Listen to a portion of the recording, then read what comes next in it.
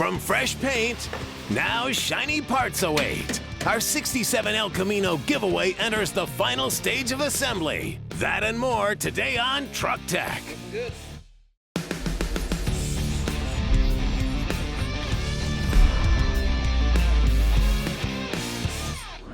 Welcome to Truck Tech. Today we have our Gabriel HiJackers 50th anniversary El Camino back in the shop. It's a few steps closer to hitting the road, but we've still got quite a bit to do before one of you guys can win the keys. We've nicknamed this Project Identity Crisis, and it's pretty easy to see why. It's a vintage truck with a modern power plant, but it's running an old school carburetor. Also, we have a 70s themed paint job with a lot of modern colors and custom touches. So what is it? Well, muscle cars don't have tailgates, so this thing is definitely a truck. Well, hold on though. We've got no trailer hitch. We can't haul a gooseneck. You know what we are gonna do? What? Go fast. I like it. We weren't sure what the previous owner had in mind, as it came to us with drag slicks, a second fuel tank hidden under the bed, with an additional fuel door. We deleted both while we tore the truck down to get ready for a very unique, custom paint scheme carried out by our gunslinger, Mr. Bumpus himself.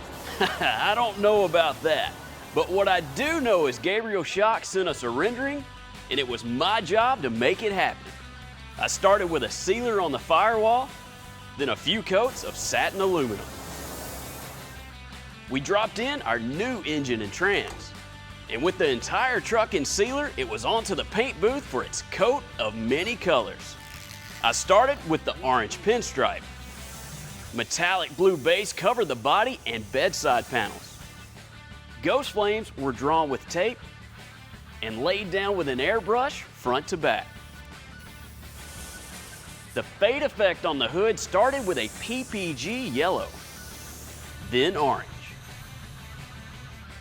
An old school water drop effect highlighted the hood fade. And satin aluminum rounded out the scheme, which was all blanketed with 10 coats of clear. Single Source provided us a Scorpion bedliner kit, and the tailgate got some of our branding. Guys, say hello to Tony Giroux, sourcing specialist at Original Parts Group. How's it going, man? Hey, LT, how you doing? Good. I see you brought us a lot of shiny parts that'll replace those old, twisted, and pitted chrome pieces on our El Camino.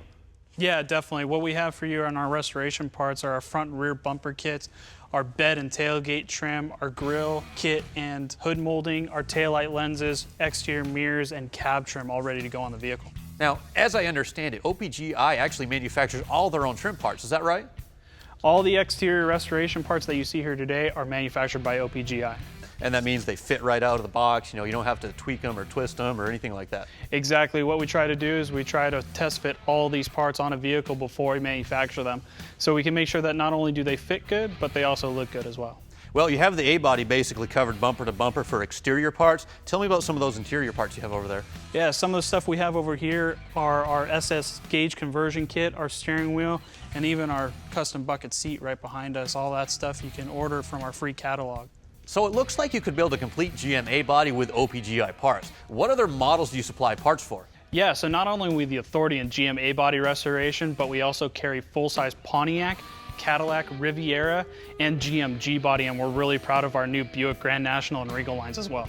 That's awesome. If you guys are doing a GM restoration and you need some parts, be sure to visit opgi.com. Well, looks like we got to get to work. There's a lot of parts to put on. Sure do.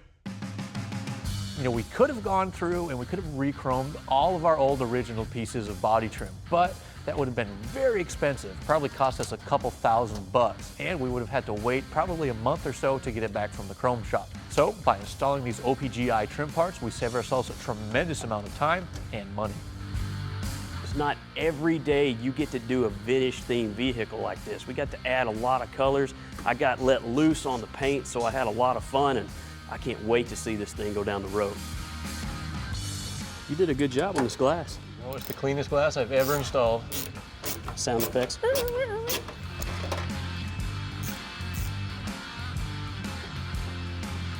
All right.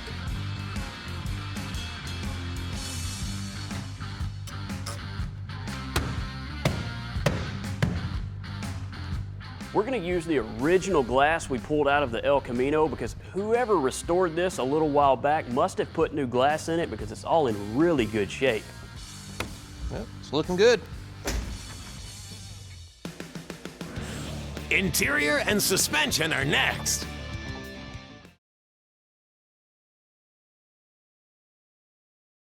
Okay, we've got all the exterior parts installed on the El Camino and it's looking really good. Now it's time to move on to the interior. Now, along with all the other goodies we picked up from OPGI, we also grabbed some interior parts. We picked up this loop style carpet, already has the jute pad installed on the back. Let's get this in there. Grab that for me, would you? Can't go wrong with black carpet. Now the padding will act as a little bit of a sound deadener, but we went ahead and added some DEI boom mat. That's going to keep the sound down and keep the heat out. I like to thread the bolts into the floor, then lay the carpet down over the bolt. This way you can feel where it's at, slid an X over the head of the bolt, and then the carpet will fall right over it. Next up is mounting the seat brackets for our new bucket seats. Our El Camino came with a bench seat, but we're going back with buckets. They're a low-cut, vintage-style seat that should look really cool in our El Camino. To finish up the interior, we installed the door panels, added the window cranks and door handles, the dash pad, and a classic-style looking radio that looks like what would have come in the El Camino, but it has an auxiliary input and a USB hookup, so you can plug your phone right in, listen to your music. We're getting near the home stretch of our Gabriel HiJacker truck build, which means it's time to talk exhaust. MagnaFlow Street Series high-performance dual exhaust systems fit the 64 through 67 Malibu, Chevelle, and El Camino. Now you can choose from a 2.5 or 3-inch diameter, but since we want that 550 horse LS to breathe, we went with the 3-inch. The kit is all stainless steel and features mandrel bends, which means it keeps a consistent diameter from front to back for better flow. You can see on this standard piece of bent pipe, well, it just looks bad and you lose diameter in the bend. That's not good for horsepower. This also features a crossover X pipe and a straight through flow muffler design. That'll increase horsepower and torque and provide that awesome sound we're looking for. Before we get this truck up on the lift, we want to show you what we've accomplished underneath the hood. Last time you guys saw it, we showed you what it takes to swap a LS engine under the hood of a GM A-body, like the Holley swap mounts and the oil pan. Now since then, we've installed some Hooker 1 7/8 Blackheart LS swap headers that are 100% stainless steel. We installed a Holley LS swap accessory drive that comes with everything we need to run this engine, like the air conditioning compressor, tensioners, idlers, all the brackets, and of course a power steering pump and alternator. To keep the engine cool, we installed a Frostbite polished aluminum radiator, fan shroud, and 2 electric fans. Now instead of using rubber hoses to connect the engine to the radiator, I welded on some -16 fittings to the water pump and to the radiator and made up some Earl's AN lines to connect the two. Now we do have quite a bit of work left to do underneath the hood, but first we need to get it up in the air. We're gonna mask the truck to protect the paint. Then up she goes. The underside needs a coat of protection. A wire brush will remove any debris. Then I can wipe it down with wax and grease remover and spray the entire area with Dupli-Color rubberized undercoating. This will also reduce vibration and road noise. The MagnaFlow mufflers attach into factory holes above the suspension. Next, we'll slide the X pipe into the mufflers and support the front with a stand. The over-axle pipes are next, followed by both tailpipes. Then, all we have to do is fab up the pieces that connect the header to the X pipe, and we're done. Next, suspension parts for a smoother ride. HiJackers.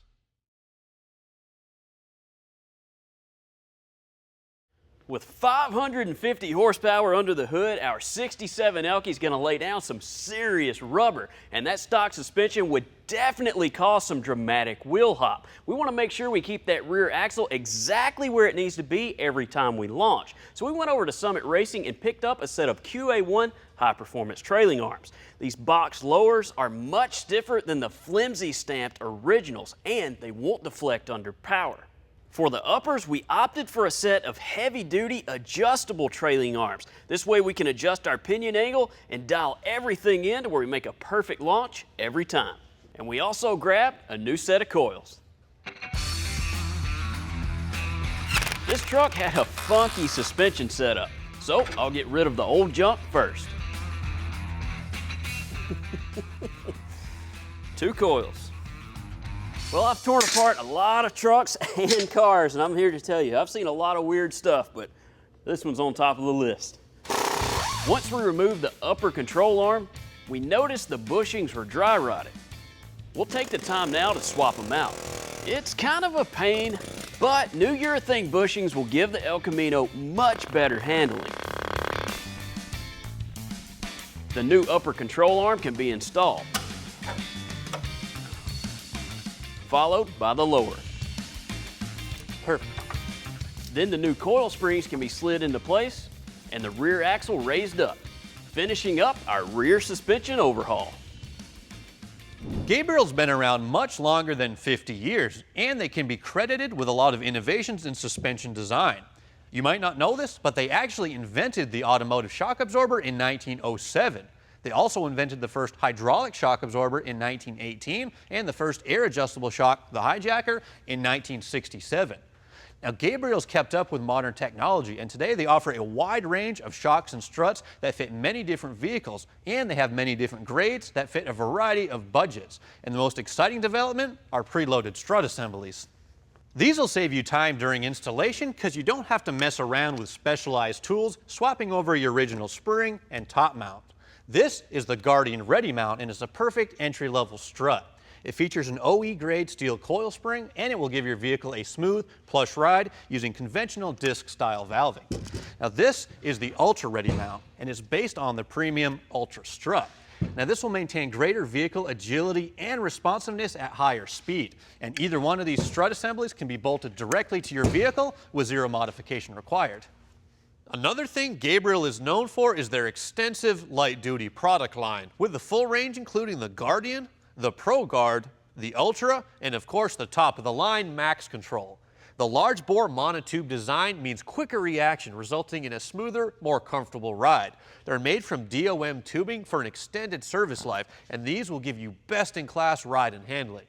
Now, for our El Camino, there's really a whole bunch of choices, but there's only one that makes sense. We're going to be installing a pair of HiJackers.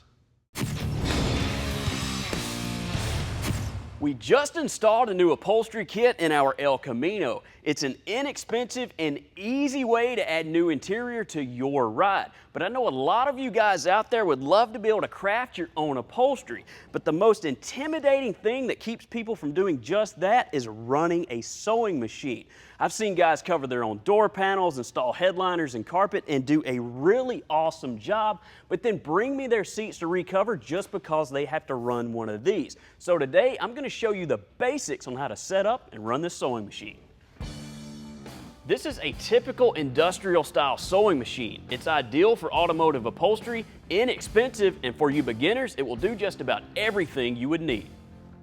First thing I do when I sit down at the machine is oil it. I'm sure you've heard the saying, man, this engine runs like a sewing machine. Well, think about this sewing machine just like an engine. It has a lot of moving mechanical parts that need to be lubricated, and this thing will last a lifetime. And this machine makes it really easy because it's marked where you need to oil it. Next, it's very important to thread your machine properly. A new machine will come with a handbook, but if you buy a used machine, go online and download the manufacturer's manual, because if she's not threaded right, she won't do stitch. Now we need to load the bobbin. That's the thread under the bed of the machine. The needle and thread up top will go down and pick up the thread from the bobbin, and they work together to make a stitch. The most efficient way to do it is buy a box of these pre-wound bobbins. Pull out a few inches of thread, set it in the bobbin housing, and pull the thread through. Then put it back in the machine and set the machine back down. Now hold the top thread. Turn the pulley toward you. It will pull the bobbin thread up top, and now you're ready to sew. You can also wind your own bobbin on the machine. Just route the thread through, put on the metal bobbin, pull the thread through it, and hold it tight. Press the pedal and watch it go. I've cut 2 pieces of material to sew. They're laid face to face and slid under the needle. With the thread pulled back slightly, I can manually pull the needle through the material. And once the needle is set, I'll slowly press the pedal and make a stitch. That's all it takes to run a sewing machine. Next time we'll go a little more in depth on the machine, different types of material you can use. There's also different types of thread for different applications and also quite a few different styles of stitching. We'll go over all that. Next, inside the HiJackers shock.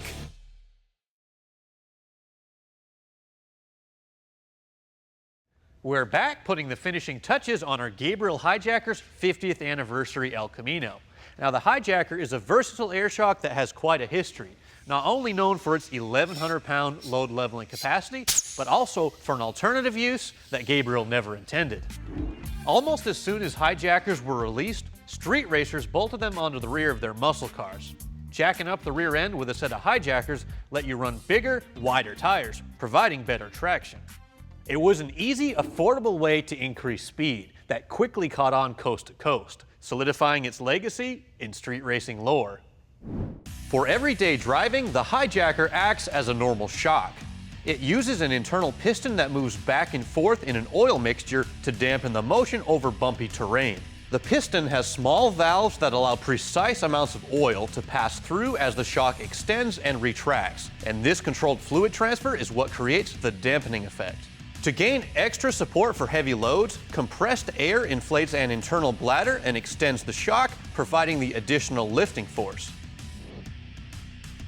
You can fill the HiJacker at home or a service station with up to 200 psi of air, which gives you an additional 1,100 pounds of load leveling capacity.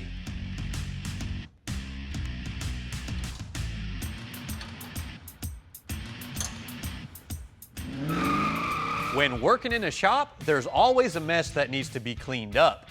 For everyday jobs, Scott Original shop towels are just the ticket. They're strong and absorbent.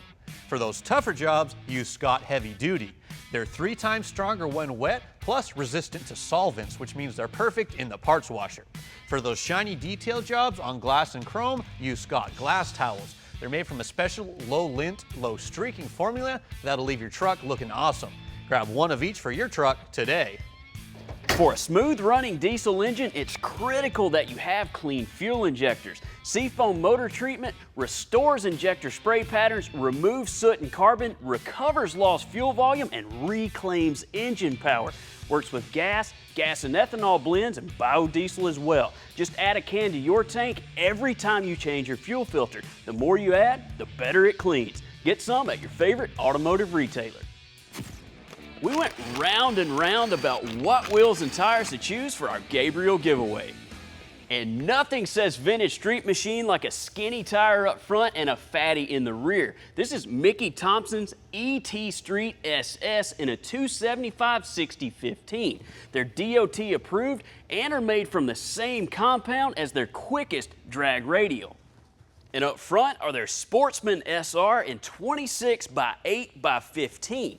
They feature radial construction and a unique tread design for improved wet traction. And we wrapped them around a set of rocket racing wheels. This fuel design is made from a one-piece alloy, and I love the A-spoke design. Now we chose chrome, but they also come in polished and gray. But what's nice is Rocket has improved backspacing and offset to fit a variety of applications. Let's get them on.